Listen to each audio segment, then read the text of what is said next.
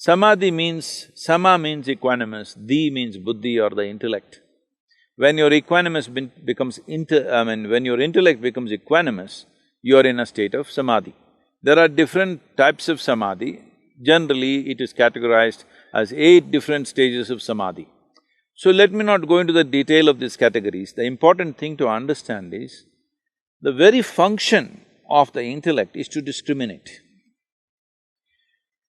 You are able to discriminate what is the soil, what is the tree, what is the stone, what is the human being, only because your intellect is functioning. Now if you make it equanimous, that means in some way you will not see the discrimination, you will experience life as one big whole, because intellect is a knife which is cutting the universe into small segments of pieces for your experience. Now when your experience becomes unified, that is, intellect is not doing this function, it is alert, but it is equanimous when it becomes. Now, I'm sitting here, behind me this beautiful, Mato Tapili is standing up. Suppose you can't make out the difference between this and that. This is samadhi. I'm putting a very stark example. But in your inner experience, every human being is experiencing some states of minor samadhis. Somewhere they put down their intellect and, they experience some kind of togetherness. You can call it love, you can call it affection, you can call it, friendship, but some moments where discriminations are taken away and there is some sense of togetherness. But now the question is to maintain this every moment of your life. So, simple way of seeing whether I'm moving forward or not is, when you wake up in the morning well, if you're unwell, if something else, let's leave that. Let's say you're perfectly healthy. You wake up in the morning, how does it feel to wake up in the morning?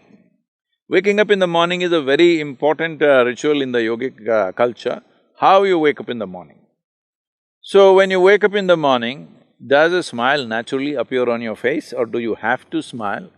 Or are you in some kind of a blissed out state when you wake up in the morning?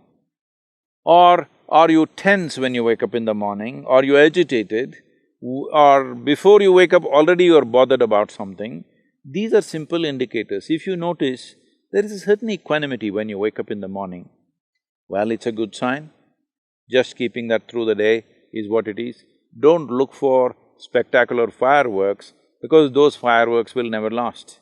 But if you become blissful throughout the day, you are a candidate for samadhi, for sure. Because the number of troubles that are going on in everybody's lives, okay? There is nobody's lives which is all perfect. If you have to be blissful, you have to be equanimous, otherwise there's no way. There must be samadhi in you for you to be blissful through the day, irrespective of the situations that are going on. If you go in reaction or in judgment of the situations that are happening in our life, nobody can be blissful on this planet